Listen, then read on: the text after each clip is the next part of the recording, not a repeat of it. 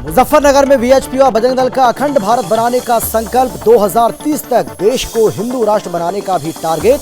जनपदों में लगातार की जा रही बैठक। गाजीपुर में नशे के सौदागरों पर शिकंजा, 1.5 करोड़ की हेरोइन के साथ 4 तस्कर गिरफ्तार। मोहम्मद कैफ, मुश्ताक, उमर खान, हसन गिरफ्तार। मणिपुर से लेकर पूर्वांचल तक फैला है नेक्सस, कार्रवाई जारी। हरदोई मंदिर की मूर्तियों को कट्टरपंथियों ने पहुंचाई क्षति, विवाद में हुई जमकर मारपीट। घटनास्थल पर पुलिस बल तैनात, मामले की जांच कर रही पुलिस।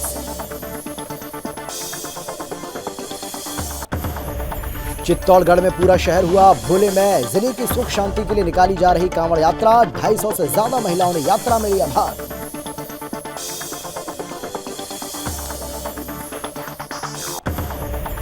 और असम के डिब्रूगढ़ में 7वीं हाफ मैराथन आयोजित, युवाओं में नजर आया उत्साह। सीआरपीएफ के जवानों और एनसीसी कैडरों ने लिया भाग।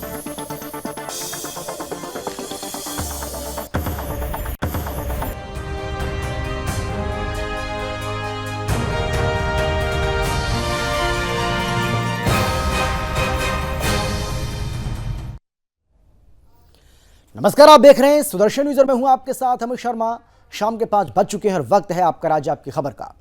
देश भर में हिंदू संगठनों द्वारा हिंदुस्तान को एक बार फिर से अखंड भारत बनाने की प्रक्रिया तेज हो गई है और इसी कड़ी में विश्व हिंदू परिषद और बजरंग दल के द्वारा भारत को अखंड बनाने का संकल्प लिया गया।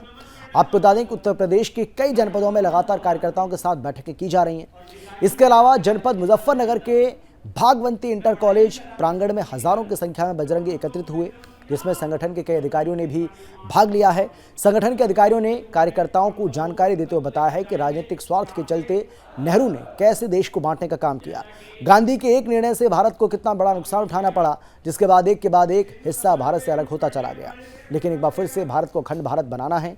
उस अखंड भारत का स्वरूप क्या होगा, उसके लिए रणनीति और तैयारियां की जा रही हैं। इसके अलावा 2030 तक देश को हिंदू राष्ट्र बनाने का लक्ष्य भी निर्धारित किया गया है। मैं बड़ाई नहीं कर रहा थी, सोचती भी नहीं कर रहा। आप सब लोगों ने जब किया नहीं पहुंचा दिया, तब तक वो जिहादियों से लोहा लेता रहा और अंत में जब वो घायल हो गया, उसकी एम्बुलेंस में डाल के उसको ले जाया जा रहा था, जिहादियों के द्वारा उसका गला काट दिया गया। तो ऐसे लोग हमारे बीच में पनप रहे हैं। ऐसे लोगों का डंक दाबने का काम बजरंग दल को करना पड़ेगा। ये जो युवा समुदाय यहाँ पे इसको करना पड़ेगा। हिंदू समाज बजरंग दल से अपेक्षा करता है कि ये बजरंग दल इस समाज की रक्षा सुरक्षा करेगा। तो हमारा उत्तरदायित्व बनता है कि हम इस समाज की रक्षा सुरक्षा करें, अपनी बहन बेटियों की रक्षा सुरक्षा करें। और अब खबर है यूपी के हरदोई से, जहां रविवार को बिलग्राम क्षेत्र के बाढ़ प्रभावित क्षेत्रों में सहकारिता मंत्री जेपीएस राठौर पहुंचे और बाढ़ राहत कार्य का जायजा लिया। इस दौरान उन्होंने बाढ़ का निरीक्षण कर बाढ़ प्रभावित लोगों को राहत सामग्री वितरित की। उन्होंने निर्देश जारी किए कि जिन घरों में पानी भर गया है और खाने पीने आदि की समस्या है, उन्हें सुबह शाम खाने की व्यवस्था कराए और पानी बढ़ने पर ग्रामवासियों को स्कूल आदि सुरक्षित स्थानों पर पहुंचाएं। वहीं ग्रामवासियों सहित मवेशियों के लिए भूसा चारे आदि की भी व्यवस्था कराने के निर्देश जारी किए गए हैं। उन्होंने कहा कि शासन एवं प्रशासन की प्राथमिकता बाढ़ प्रभावित क्षेत्रों में लोगों के जीवन की सुरक्षा करना है। उन्होंने निर्देश जारी किए कि बाढ़ प्रभावित गांव में चिकित्सकों की टीम भेजी जाए। खांसी, बुखार, जाड़ा, सिरदर्द, आंख दर्द आदि जरूरी दवाओं का वितरण किया जाए। उन्होंने ये भी कहा कि सीएससी डॉक्टरों के साथ ही बाढ़ प्रभावित क्षेत्रों के मवेशियों की जांच और दवा उपलब्ध कराने के लिए पशु विभाग के चिकित्सकों की ड्यूटी लगाई जाए।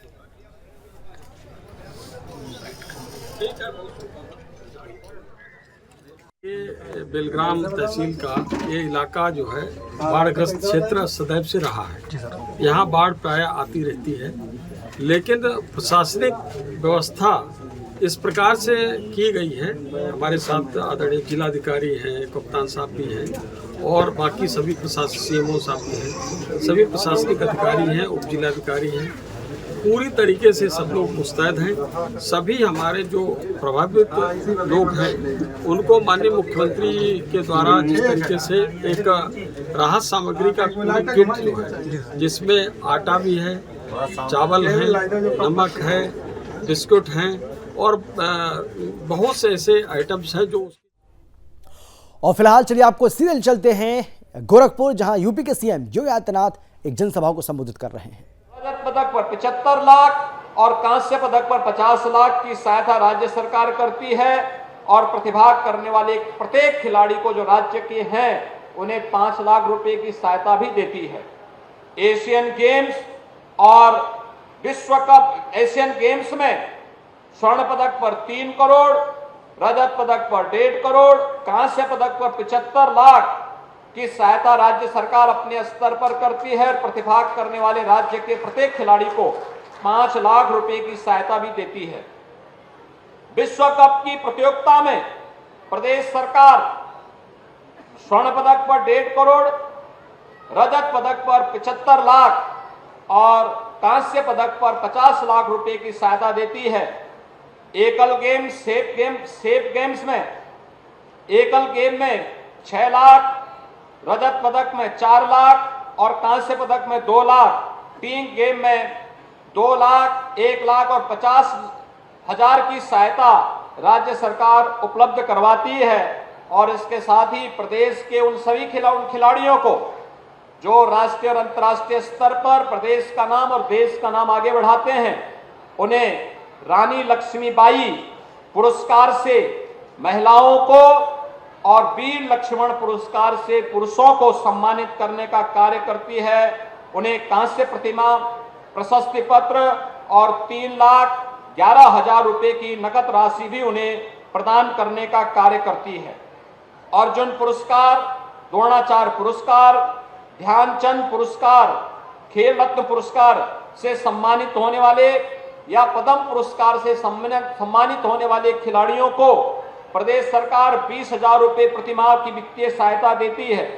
और इसके साथ ही अशक्त जो वृद्ध खिलाड़ी हैं इन्हें भी 4,000 रुपए, विपदाग्रस्त राज्य स्तर के खिलाड़ियों को 6,000 रुपए, राष्ट्रीय स्तर के खिलाड़ियों को और 10,000 रुपए प्रतिमाह अंतर्राष्ट्रीय स्तर के खिलाड़ियों को प्रदेश सरकार के स्तर पर सहायता राशि प्रदान करने का कार्य होता है।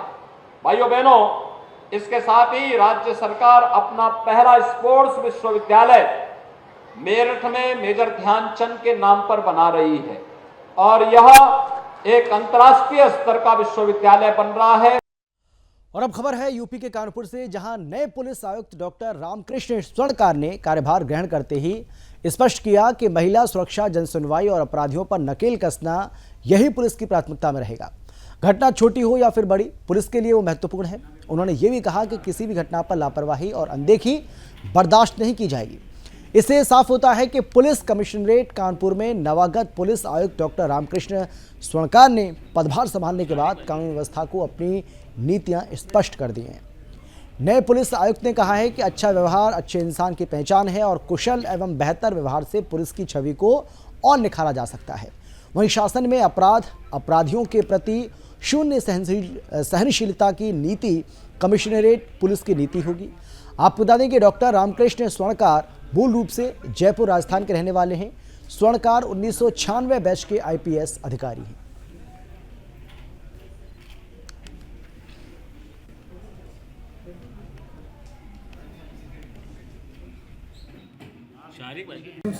सबसे पहले जनपद के सभी जनपद वासियों को नमस्कार पहुंचाना चाहता हूं और सबको शुभकामनाएं देना चाहता हूं। कल से श्रावण का सोमवार भी है और पूजा का पवित्र दिन भी है और माननीय मुख्यमंत्री जी ने आप लोगों के बीच में मुझे यहाँ सेवा करने के लिए भेजा है।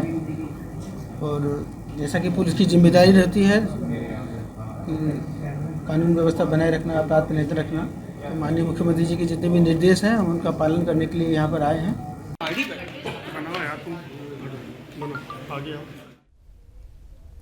यूपी के गाजीपुर में मणिपुर से हेरोइन तस्करों के साठगांठ के मामले का खुलासा हुआ है, जिसमें मणिपुर के रहने वाले 3 हेरोइन तस्करों के साथ गाजीपुर के हेरोइन तस्कर मोहम्मद कैफ के पास कुल 1.5 किलोग्राम हेरोइन बरामद की गई है, जिसकी अंतर्राष्ट्रीय मार्केट में कीमत 1 करोड़ 50 लाख रुपए बताई जा रही है। वहीं पुलिस अधीक्षक ओमवीर सिंह ने बताया कि मणिपुर के इम्फाल और थोबल के रहने वाले मुश्ताक, मोहम्मद उमर खान, रकीबुल हसन गाड़ी से हेरोइन की खेप ला रहे थे, जिसकी सूचना पुलिस को मुखबिरों के जरिए मिली। साथ ही पुलिस अधीक्षक ने बताया कि गाजीपुर का रहने वाला मोहम्मद कैफ खान उर्फ गुड्डू, जो दिलदार नगर का रहने वाला है, और वो टॉप 10 का अपराधी है, हिस्ट्री शीटर भी है। पिछले दिनों एक बच्चे के अपहरण का मामला भी सामने आया जिसमें वो आरोपी है, साथ ही गैंगस्टर एक्ट का भी आरोपी है। वहीं हेरोइन तस्करों से हेरोइन लेकर जनपद में सप्लाई करने का काम करता है। पुलिस ने इन तस्करों के पास से 1500 ग्राम हेरोइन के साथ एक 4 पहिया वाहन भी बरामद किया। इनकी गिरफ्तारी के बाद इन सभी के खिलाफ NDPS एक्ट के तहत मुकदमा पंजीकृत कर उन्हें जेल भेजने की कार्रवाई शुरू कर दी। आज दिलदार नगर पुलिस और हमारी स्वाट और सर्विलांस की टीम के द्वारा चेकिंग के दौरान कुछ मादक पदार्थ तस्करों की गिरफ्तारी की गई है। ये बिहार बॉर्डर पर रक्षा पुल जो है उसके पास चेकिंग के दौरान इनकी गिरफ्तारी हुई है। इनमें से 3 अपराधी जो हैं वो माल लेके आ रहे थे मणिपुर से, और इनका जो यहाँ चौथा कॉन्टैक्ट था उससे मिले उस स्थान। खबर है यूपी के हरदोई से, जहां टड़ियावां थाना क्षेत्र का कस्बा गोपामऊ में बीती रविवार की रात में एक मंदिर की मूर्तियों को मुस्लिम व्यक्ति ने क्षति पहुंचा दी, जिसके चलते दोनों पक्षों के बीच विवाद शुरू हो गया और विवाद इतना बढ़ गया कि गाली गलौज होने के बाद विवाद मारपीट तक पहुंच गया। वहीं हरदोई एसपी के निर्देशन में अपर एसपी समेत भारी पुलिस बल मौके पर पहुंचा। फिलहाल पुलिस मामले की जांच कर आगे की कार्रवाई कर रही है।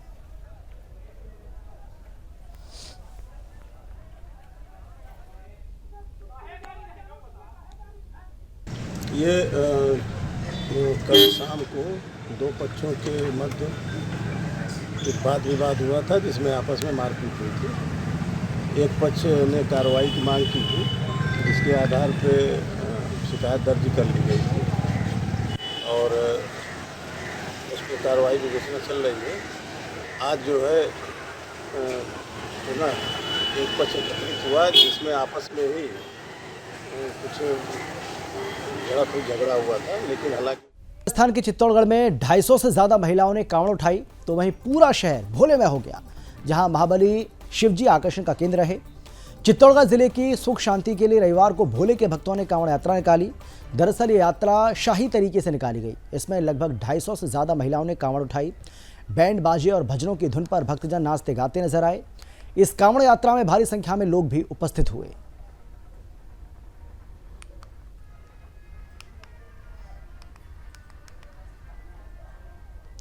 असम के डिब्रूगढ़ में मारवाड़ी युवा मंच द्वारा 7वीं हाफ मैराथन आयोजित की गई, जिसमें 1600 से अधिक महिलाओं, पुरुषों और बच्चों ने भाग लिया। जहां प्रत्येक वर्ष की भांति इस बार भी हाफ मैराथन रखी गई और इसमें असम के कई जिलों, देश के अन्य राज्यों से कई धावक भाग लेने पहुंचे। इस बार पश्चिम बंगाल, छत्तीसगढ़ के धावकों ने भाग लिया। आम जनता के साथ ही CRPF के जवानों और NCC कैडर ने भाग लिया।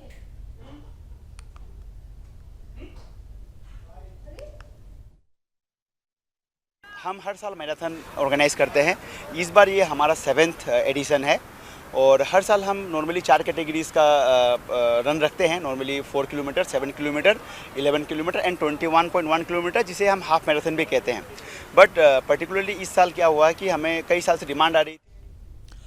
खुज्जी विधानसभा क्षेत्र के विधायक छन्नी साहू पर ग्राम जोधारा कार्यक्रम को में जनता को संबोधित करने के दौरान नशे में धुत गांव के युवक खिलेश्वर सिन्हा ने मंच पर चढ़कर विधायक के पीछे जाकर बाल खींचकर चाकू से हमला कर दिया, जिस पर विधायक के बाएं हाथ पर चोट आई है। इस घटना को लेकर गांव वालों और PSO ने युवक को धर दबोचा। वहीं विधायक पर जानलेवा हमला करने वाले युवक को गिरफ्तार कर लिया गया। सुदर्शन के रिपोर्टर शशि कुमार देवांगन से जन प्रतिनिधि से खास बातचीत की है। क्या कुछ कहा, बातचीत हुई, आप सुनिए।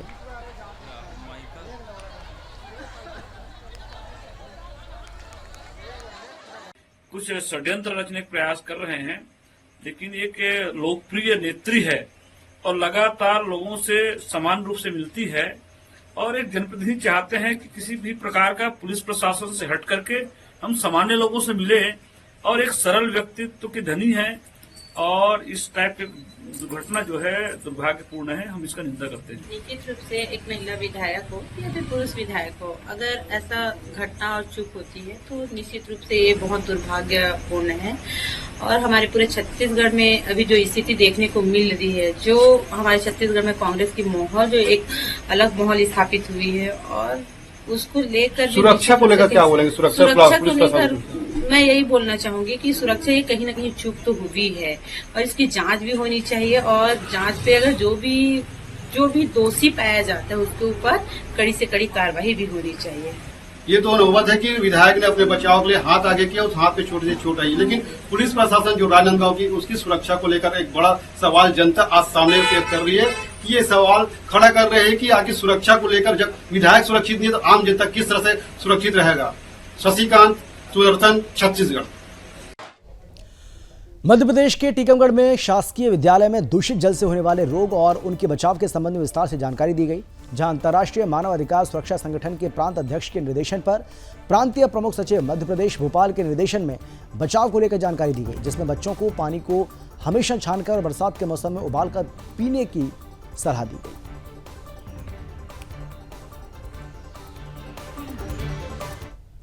और इसी के साथ ही इस बुलेटिन में फिलहाल इतना ही, लेकिन देश और दुनिया की बाकी खबरों के लिए आप देखते रहिए सुदर्शन न्यूज। जय हिंद।